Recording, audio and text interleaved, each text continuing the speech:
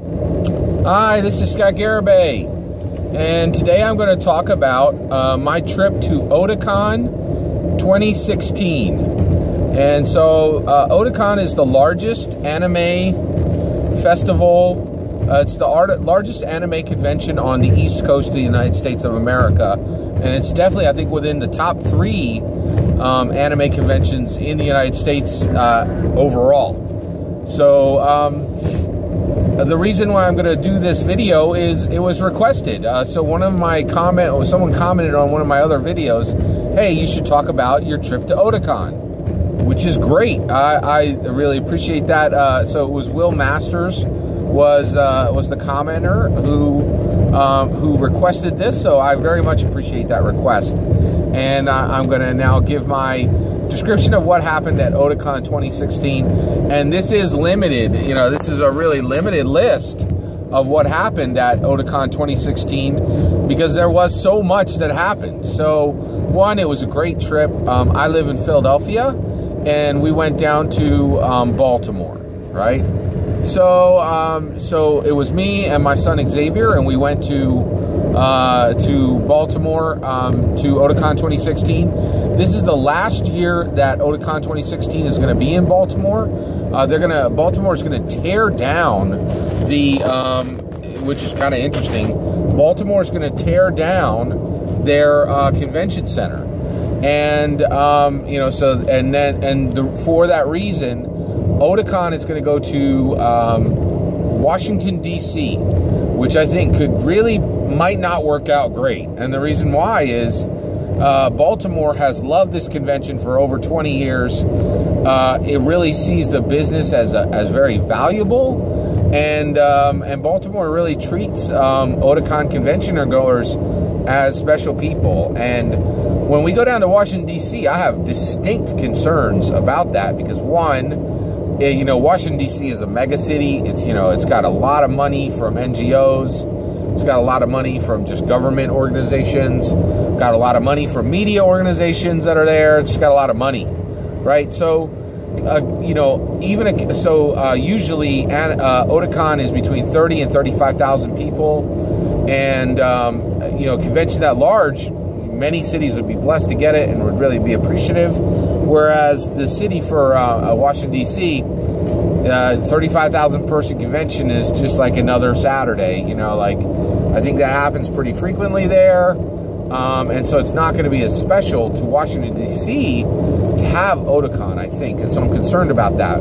The other thing I am really concerned about is there are international dignitaries and, you know, ambassadors and the president, right? And so the Secret Service has a presence in Washington, D.C. that you might not see in other cities. Well, guess what happens at Otakon? There are literally hundreds of fake weapons. Fake guns, fake swords, fake, you know, like, it's crazy. Like, so I'm like, how is a city that is, like, absolutely into security going to deal with, you know, a convention that very, very traditionally has fake weapons being carried around really frequently, right? So that's going to be, like, kind of crazy, right? So that is just a concern that I was, you know, but it was great to have the convention at Baltimore this one last year, and Baltimore really did a great job of hosting it, and their convention center, even though it's fairly old, was pretty nice, and I thought did a great job. So, so I want to talk about Otakon overall, and then I want to talk about my experience there. So Otakon is an extremely well-run convention. I've been to a lot of conventions. They do a great job with it, just from an organizational perspective. Basically, you know, so I just am really impressed with what a good job they do with it. All right, so one of the things that, so what is Otakon generally? So what's the full picture of Otakon? Otakon is cosplay is probably #1 thing at Otakon. Cosplay is huge. People dressing up in costumes to look like characters in the animes they enjoy. And I would say there are probably 50% of the people who go to Otakon, maybe 60, are in cosplay, right? Then what else is there? There is anime that they show. So there's a lot of video that is actually shown at the convention. There is the dealer's room. The dealer's room is huge, and you can buy a lot of DVDs and Blu-rays, and you can buy anime in a permanent format in there. You can also buy ball joint dolls and action figures and prints and games and video games, all that are anime themed, right? Also, from the dealer's room, you also have all of the minutia that is sold for cosplay, right? And then there is dancing in the Japanese style. There's dance competitions. There is a cosplay competition. Another thing that happens is anime stars are brought to Otakon. Directors, voice actors, artists, Japanese musical groups are all brought to Otakon, flown over right from Japan, and they're treated as celebrities. What premiere movies that just came out this year in in anime, that were in real movie theaters in Japan and in the United States, are premiered at Otakon. The level of video that is shown at Otakon is impressive. They have huge screens that would rival any movie theater. They can fit thousands of people to watch a movie. They're showing dozens of different anime, old and new anime, in rooms all across the convention, right? And whatever your thing is, there's a good chance you're going to be able to find it there at the convention and really enjoy it and have a good time and watch the type of anime that you want to watch, right? So that's one big thing, is just the type of anime that is there. There's just a huge variety of anime to watch. Then there are panels. So there are literally probably close to 100 panels, and the panels are fans and fans who are talking about the shows they love. So it might be women represented in anime, or a show on Initial D, or a show, a panel on just talking about Initial D, which is an anime that talks about downhill racing, in automobile downhill racing in anime. And they would talk about, car culture and all that kind of thing. That'd be an example of a fan panel at Otakon. And so there are hundreds of those, right? What else happens? I'm just saying this happens. I actually don't go to these. I'm not a big fan of them. But there's kind of an after dark section of Otakon. So after 10 p.m., they do more adult-themed panels and anime that's, a little more R-rated, that kind of thing. That's a thing as well. So that I think is a pretty full spread of what, the art room. There's an entire room that is just for artists selling their drawings of anime characters and anime posters, and so the art room is in there as well. So that's the full sweep, right? So one of the things that's really interesting about Otakon and about this anime convention is that when different people go to Otakon, they spend their time in very different ways. So there are people that go and they just walk through the halls and they take literally 1,000 pictures that weekend and just snap every cosplay they can. They get the best cosplays, they get the worst cosplays, they take pictures of them, they laugh and they joke with the cosplayers and just have a great time with that. That is an entire experience that you can have at Otakon that some people have. And I'll explain how I spend my Otakons in a minute. But I just kind of want to give you an idea of, there are people who just spend their time in the dealer's room. There are people who just spend their time going to the panels. There are people who watch as much anime as they can during the convention, because a lot of that anime is curated. So the anime that is shown on these screens, the screens are fantastic, the sound is fantastic, really amazing, right? Just an awesome experience. But it's curated. It's just the best anime that's come over from Japan to the United States. So it's a curated selection of anime. So if you give 2 hours to watch the first 4 episodes of an anime, you can bet that, you know, last year, I think there was probably between 25 and 50 new animes that came out of Japan. And the ones that you are going to see at Otakon might be the 5 or the 10 best new ones. The other thing is they have, in pristine formats, some really old classic anime that might be hard to watch anywhere else, and they'll show it there, and it's great. It's absolutely great. So watching anime is another experience, right? So that's another thing is the cosplay. I can't say enough about the cosplay. Cosplay is amazing. What you see there. There are people who go to Otakon and they will dress up as a different anime character every single day. Friday, Saturday, and Sunday. It's a 3-day convention. Some people go the day before on Thursday. That's not a big day. It's kind of an optional day. So, but there are people who go there and they'll have 3 or 4. Some people even have multiple cosplays in a day, right? And that's another thing that I even mentioned. Some people get into really high-end photography. So you see $3,000 DSLR cameras, you know, just and lots of them, you know, like guys who are, you know, so people who take anime pictures, take pictures of the cosplayers, they're not just dealing with just, you know, their mobile phone. Some of these guys are using very expensive, very high-end camera equipment. So that's one of the things that's really interesting in Otakon as well. So how do I spend my time at Otakon? So my time in Otakon is spent in panels. I like to learn. And so I go to as many panels as I can, so I'll just mention out some of the panels I went to. Mechapocalypse, that was a panel on the mecha subgenre of anime, just like the history of it, what are the boundaries of that subgenre, what are the really standout series within mecha, all that kind of thing. I'm a huge mecha fan, right? Then I went to another one that was like Christianity represented in anime. I went to another panel that was Japanese car culture and how cars are represented in anime. And so, you know, really, really fascinating. Just lots of great panels. So one of the things I really enjoyed when I was there is not only do I go to the, you know, to these panels, but when I'm there,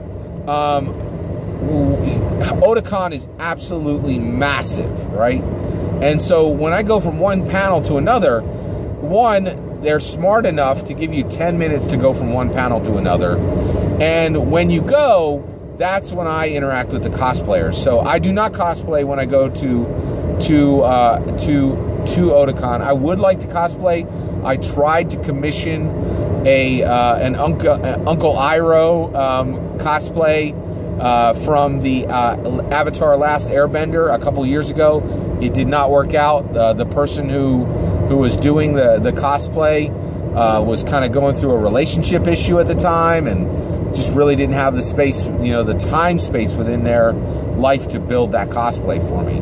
So that was a little disappointing. And I think, you know, the other thing is I have a lot of hobbies, and cosplay is like, it seems time intensive, it seems money intensive. And so I haven't given up that I won't go and cosplay at any point, but I haven't, you know, but my first attempt to get into cosplay failed, and it really kind of rebuffed me, and I haven't really tried to dip my toe in again since. So, you know, that's just one of those things. That's okay. I'm very blessed. I get to go to Otakon. That's another thing is I'm very blessed. You know, I am an evangelical Christian, and I believe that God has really blessed my life. He's blessed the Garibay family. He's really taken care of us. So when I'm talking about going to Otakon, I've been there 3 times, right? And it's just such a blessing to be able to afford it. And I don't take it for granted. I really feel that, you know, God has blessed me. And I go with my oldest son, Xavier. He's a huge anime fan, bigger fan than I am. And it's a really nice time just getting to go. I get to see, you know, go to a couple panels with him every year. And he's a younger guy, so, you know, paying for the hotel and paying for the tickets and all that kind of thing, I do that because I've been working for a while, and I'm at a point where I can do that, and that's a real blessing. And so it's a real blessing. My oldest son is he's going into his 4th year of college for a bachelor's, so that you know, shows you where, you know, and it would be very hard for him to get to. He could do it, but like it would strain his resources. So it's a real blessing to to bless him in that way. And it's great. It's kind of a family thing too, because my wife, she helps us with getting the hotel booked. We usually get a hotel about a mile and a half out, and we'll walk back and forth, and it really reduces the amount that it costs. And then also she helps us get our badges. So there's this huge line that you have to wait in to get your badges. I think they've done a much better job of fixing that, but we always have our badge. We can walk right into the convention. My wife helps with that, so it's like a whole family ordeal. You know, going to me and my son go to Otakon. My wife really equips us to go to Otakon, and you know, so it's just really kind of nice that the whole family chips in.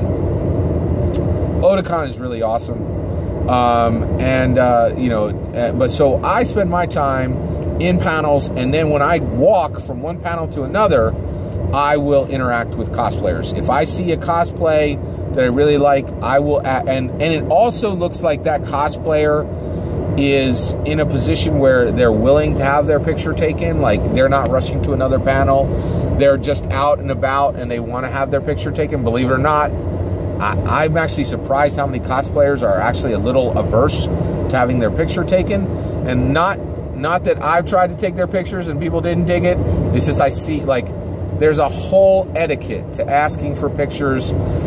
and I've watched other people do it. And a lot of times, people asking cosplayers are not for their picture, are not aware that might not be the best time for a cosplayer to have their picture taken. And so, you know, that's a whole thing in itself. So if there is a you know, so it's like this little tiny Venn diagram where I take maybe 20 or 30 pictures of different cosplayers when I'm there, maybe as low as 10 or 20. And the reason why is it's got to be a cosplay I like. It's got to be the cosplayer has to be in a position where it looks like they want to have their picture taken, and they're not rushing off to another panel or doing something like that. The other one that I try to avoid is, you know, is their cosplay has some really good ends. Like, here's a good one. Anne of Green Gables is a classic American story, and there was like a grandmother and a granddaughter cosplaying together, right? And they were both dressed up like Anne of Green Gables, and even to the point where one was an older character and one was a younger character, was spot on from the anime of Anne of Green Gables. And it was a multi-generational cosplay, and they were that's a great way. They were dressed modestly. That's the best way for me to put this. I'm not going to say what I don't take pictures of. I'm going to say what I do take pictures of.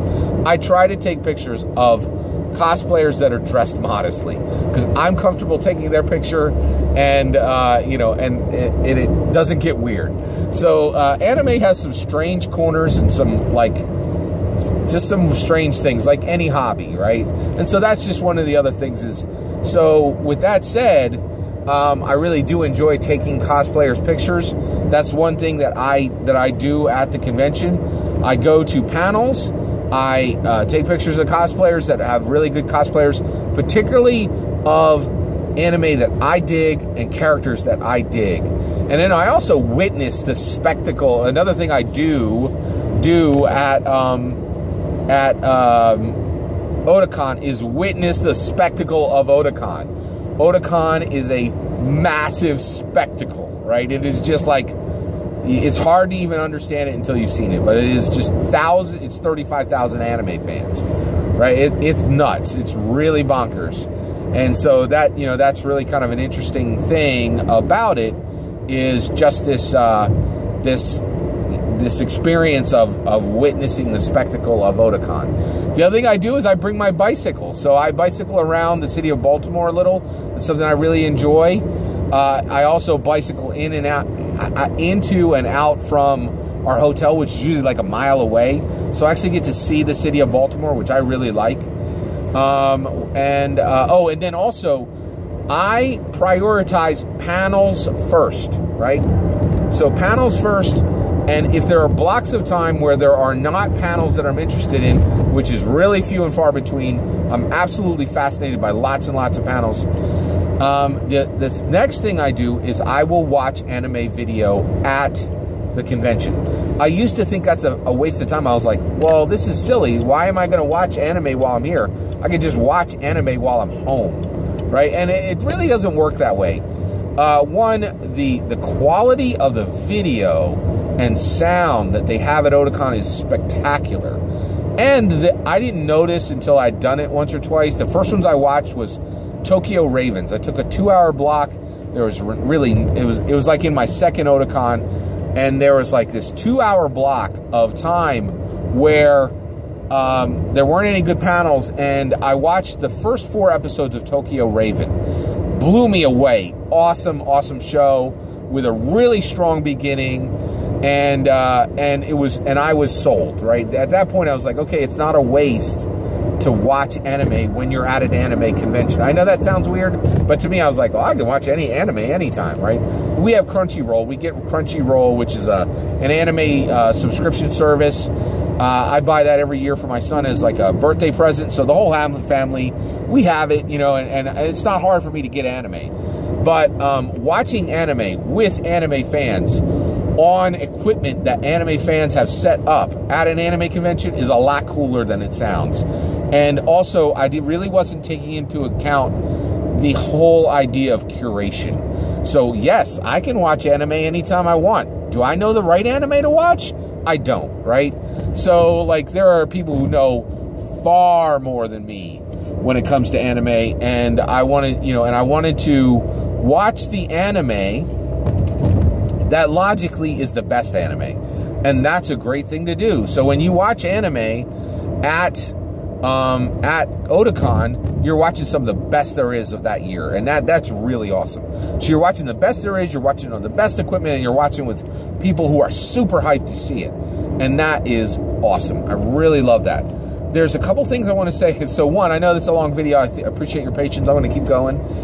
So one of the things I really like about Otakon is I'd totally forgotten this. It's one last thing that you can do at Otakon that's really unique to Otakon, that's really special, and that is AMVs, anime music videos. So these are music videos that have had multiple series or multiple shows spliced up and set to music.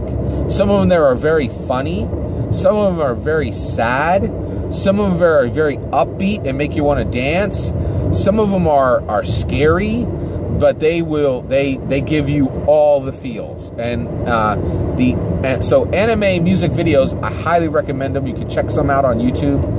But the AMVs, the anime music videos that they have at Otakon are literally some of the best in the world, right? And they're about an hour and a half to 2.